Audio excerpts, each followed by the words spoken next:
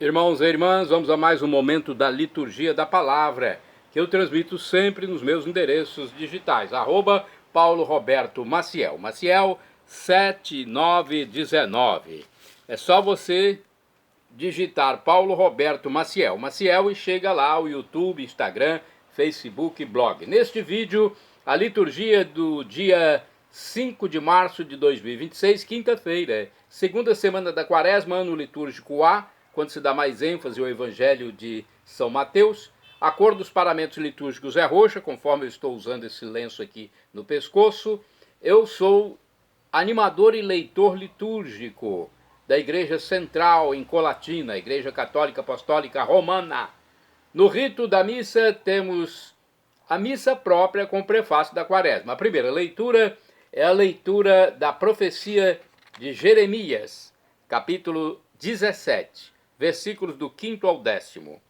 Isto diz o Senhor: maldito o homem que confia no homem e faz consistir sua força na carne humana, enquanto seu coração se afasta do Senhor como os cardos no deserto. Ele não vê chegar a floração, prefere vegetar na secura do ermo em região salobra e desabitada. Bendito o homem que confia no Senhor, cuja esperança é o Senhor. É como a árvore plantada junto às águas, que estende as raízes em busca da umidade. Por isso não teme a chegada do calor, sua folhagem mantém-se verde, não sofre míngua em tempo de seca e nunca deixa de dar frutos. Em tudo é enganador o coração, e isto é incurável. Quem poderá conhecê-lo? Eu sou o Senhor, que perscruto o coração e provo os sentimentos, que dou a cada qual conforme o seu proceder e conforme o fruto de suas obras. Palavra do Senhor, graças a Deus. Vamos ao Salmo responsorial, Salmo de resposta, é o Salmo número 1, Salmo 1, versículos do 1º, 2º, 3º, 4º, 6º, refrão, é o Salmo 39 na Vulgata ou 40 na de Jerusalém, Bíblia de Jerusalém. O versículo 5º-A. É feliz quem a Deus se confia. Repitamos. É feliz quem a Deus se confia.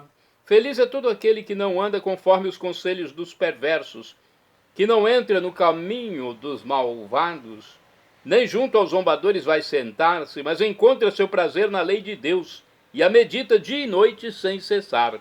É feliz quem a Deus se confia. Eis que ele é semelhante a uma árvore que à beira da torrente está plantada. Ela sempre dá seus frutos a seu tempo e jamais as suas folhas vão murchar. Eis que tudo o que ele faz vai prosperar. É feliz quem a Deus se confia. Mas bem outra é a sorte dos perversos, ao contrário, são iguais à palha seca, espalhada e dispersada pelo vento. Pois Deus vigia o caminho dos eleitos, mas a estrada dos malvados leva à morte. É feliz quem a Deus se confia. Repitamos, é feliz quem a Deus se confia. Agora vamos ao Evangelho, escrito por São Lucas, capítulo 16, versículos do 19 ao 31. Lucas 16, versículos de 19 a 31. Glória a Cristo, palavra eterna do Pai, que é amor. Felizes os que observam a palavra do Senhor de reto coração e que produzem muitos frutos até o fim perseverantes. Glória a Cristo, palavra eterna do Pai, que é amor. Olha, o Evangelho de hoje diz o seguinte: recebeste teus bens durante a vida, e Lázaro os males. Agora ele encontra aqui consolo, e tu és atormentado. O Senhor esteja convosco, Ele está no meio de nós. Proclamação do Evangelho de Jesus Cristo segundo São Lucas. Glória a vós, Senhor. Pelo sinal da Santa Cruz, purifique, Senhor, minha mente, meus lábios e meu coração para acolher tua palavra e que produza frutos na minha vida. Naquele tempo disse Jesus aos fariseus: havia um homem rico que se vestia com roupas finas e elegantes e fazia festas esplêndidas todos os dias. Um pobre chamado Lázaro, cheio de feridas, estava ao chão, na porta do rico. Ele queria matar a fome com as sobras que caíam da mesa do rico. E além disso, vinham os cachorros lamber suas feridas. Quando o pobre morreu, os anjos levaram-no para junto de Abraão. Morreu também o rico e foi enterrado. Na região dos mortos, no meio dos tormentos, o rico levantou os olhos e viu de longe Abraão com Lázaro ao seu lado. Então gritou: Pai Abraão, tem piedade de mim, manda Lázaro molhar a ponta do dedo para me refrescar a língua, porque sofro muito nestas chamas. Mas Abraão respondeu: Filho, lembra-te que tu recebeste teus bens durante a vida e Lázaro, por sua vez, os males. Agora, porém, ele encontra aqui consolo e tu és atormentado. E além disso, há um grande abismo entre nós. Por mais que alguém desejasse, não poderia passar daqui para junto de vós, e nem os daí poderiam atravessar até nós. O rico insistiu: Pai, eu te suplico, manda Lázaro à casa do meu pai, porque eu tenho 5 irmãos. Manda preveni-los para que não venham também eles para este lugar de tormento. Mas Abraão respondeu: Eles têm Moisés e os profetas, que os escutem. O rico insistiu: Não, pai Abraão, mas se um dos mortos for até eles, certamente vão se converter.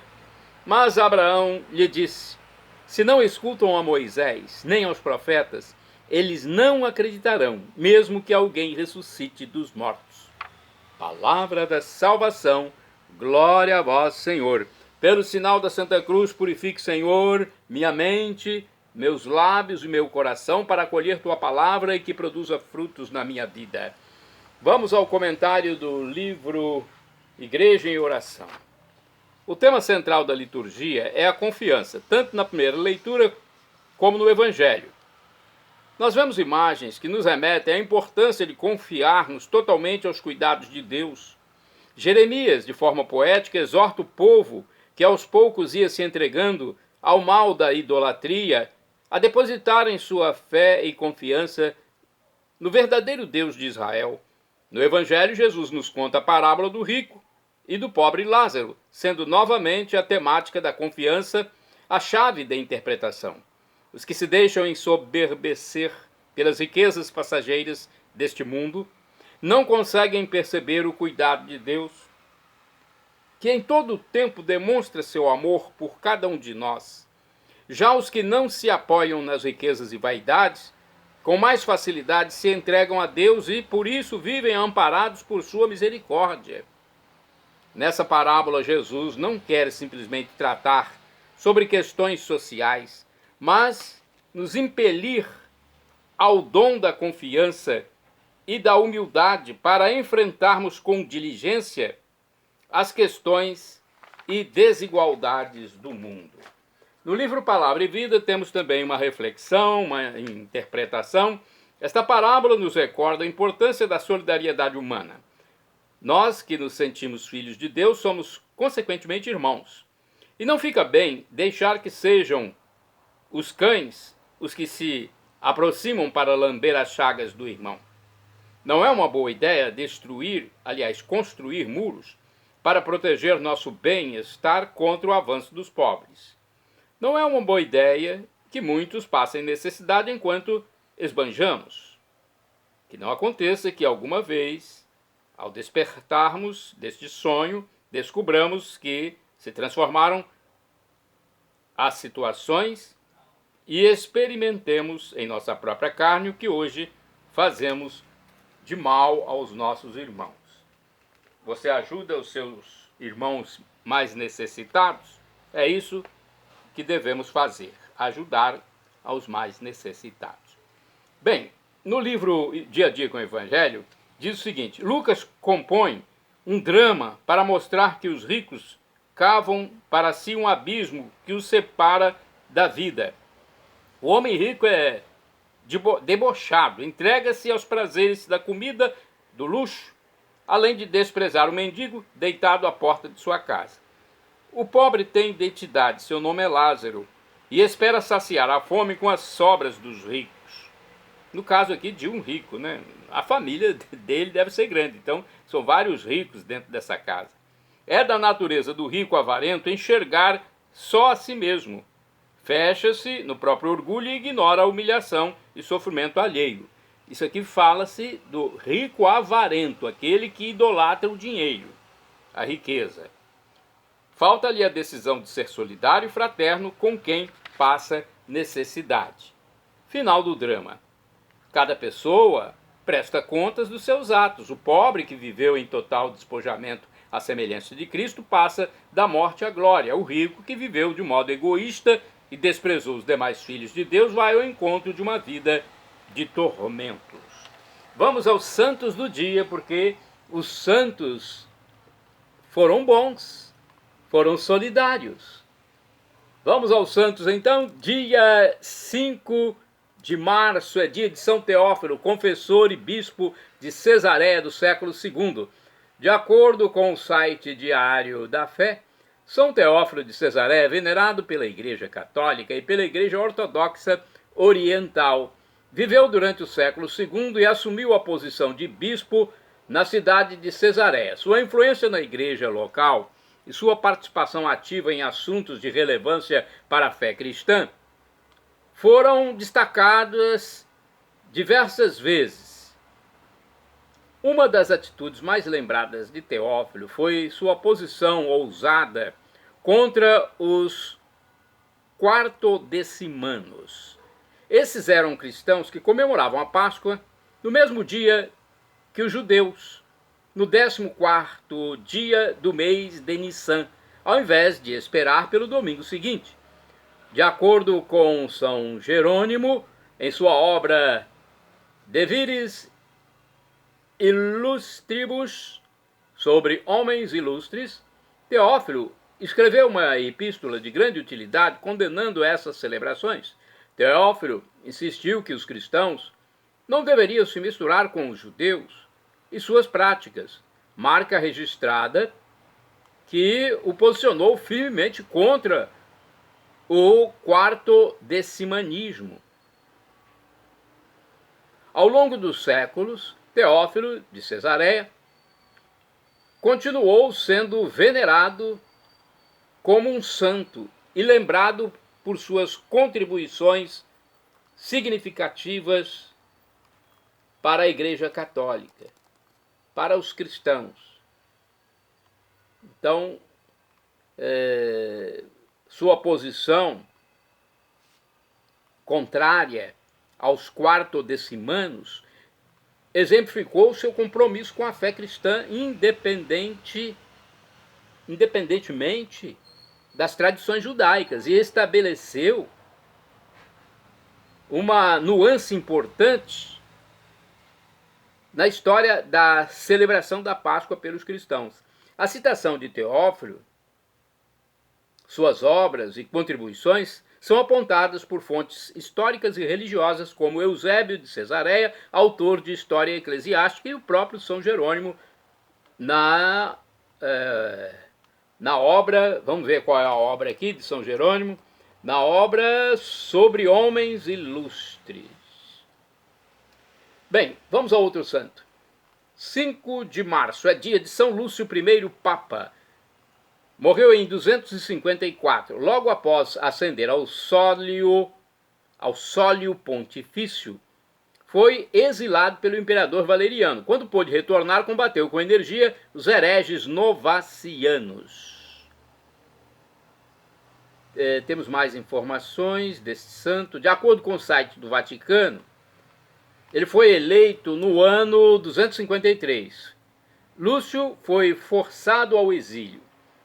Retornando a Roma, opôs-se aos rigores dos hereges novatianos ou novacianos, que recusavam a readmissão na igreja dos relapsos, cristãos que adoravam os ídolos para evitar a perseguição. Lúcio estabeleceu sua reintegração na comunidade após práticas penitenciais. Quer dizer, eles erraram, adoraram ídolos para evitar a perseguição, mas depois se arrependeram. Então, quem se arrepende, Jesus já falou isso, né? Quem se arrepende pode ser reintegrado à igreja. Santo do dia 5 de março, Santo Adrião de Cesareia, mártir, morreu em 309. Foi enviado para ajudar os cristãos perseguidos em Cesareia, na Terra Santa. Cesareia, essa região aí, onde está hoje Israel, né? Onde tem toda essa formação nova atual. Ele foi preso, açoitado, lançado a um leão e, por fim, degolado, gente. Foi um santo, então, que sofreu muito. Não é fácil. A vida de muitos santos, tanto que ele é mártir, né? Tem santo que não é mártir. Esse, Santo Adrião de Cesareia, é um mártir. O site do Vaticano diz que Santo Adriano, ele também é chamado de Adrião ou Adriano, ele nasceu perto de Rovigo, em 309. Desde sua juventude comprometeu-se com a evangelização que o levou a Cesareia. Cesareia na Terra Santa, né? Como eu já disse, hoje Israel, né? E ele foi para ajudar as populações que sofriam de escassez e perseguições. Identificado, foi martirizado naquela cidade, junto com Santo Eubulo, durante o império de Diocleciano. Santo do dia 5 de março, São Focas, o jardineiro, foi mártir do século IV. Generoso e hospitaleiro, foi decapitado em Sinop, Turquia, pelo simples fato de ser cristão. São Focas, o jardineiro santo da Igreja Católica Apostólica Romana, rogai por mim, junto a Deus, rogai por nós. Santo do dia 5 de março, São Gerásimo. Foi anacoreta, uma espécie de monge. Morreu em 475. Convertido à beira do rio Jordão por Santo Eutímio, Gerásimo entregou-se a uma vida de rígida penitência. Santo do dia 5 de março, São Virgílio de Arles, bispo, morreu mais ou menos no ano 618. Recebeu em sua diocese Santo Agostinho da Cantuária e os monges enviados por São Gregório Magno para evangelizar a Inglaterra. Santo do dia 5 de março, São João José da Cruz, presbítero, ou seja, padre, morreu em 1734. Foi um franciscano que, seguindo o exemplo de São Pedro de Alcântara, restaurou a disciplina da regra em muitos conventos da região de Nápoles, na Itália. Temos aqui mais informações sobre este santo, de acordo com o site do Vaticano. Eu faço pesquisas em vários locais. Carlos Caetano nasceu na ilha Ischia, no seio da nobre família Calocirto. Mudou logo de nome para João José da Cruz, ao fazer parte dos frades menores, alcantarinos, em Nápoles. Animado pelo amor a Maria e imerso na pobreza total, o sacerdote liderou a reunificação desta família religiosa. Bem-aventurado do dia 5 de março é o beato Cristóvão Macassoli, presbítero, ou seja, padre. Morreu em 1485. Da nobre família milanesa Macassoli, tornou-se franciscano aos 20 anos. Grande pregador, operou numerosas conversões e milagres. Bem-aventurado do dia 5 de março é o beato Jeremias de Valáquia, religioso, morreu em 1625. Foi um frade capuchinho que, sempre cheio de alegria e dedicação, praticou durante mais de 40 anos a caridade junto aos mais necessitados. Shalom Adonai é uma expressão hebraica que significa a paz de Deus. É o que eu desejo para todos vocês. El Shaddai, também do hebraico, significa Deus onipotente, Deus todo-poderoso. Ele providenciará aquilo que você deseja, se for para o seu bem. O professor e escritor de mais de 100 livros, Felipe Rinaldo Queiroz de Aquino, em seu canal no YouTube, onde responde às nossas dúvidas, diz que Deus pode nos dar uma dessas 3 respostas quando pedimos algo. Sim, não ou espere. Qualquer das 3 respostas devemos acatar, pois Deus é onisciente.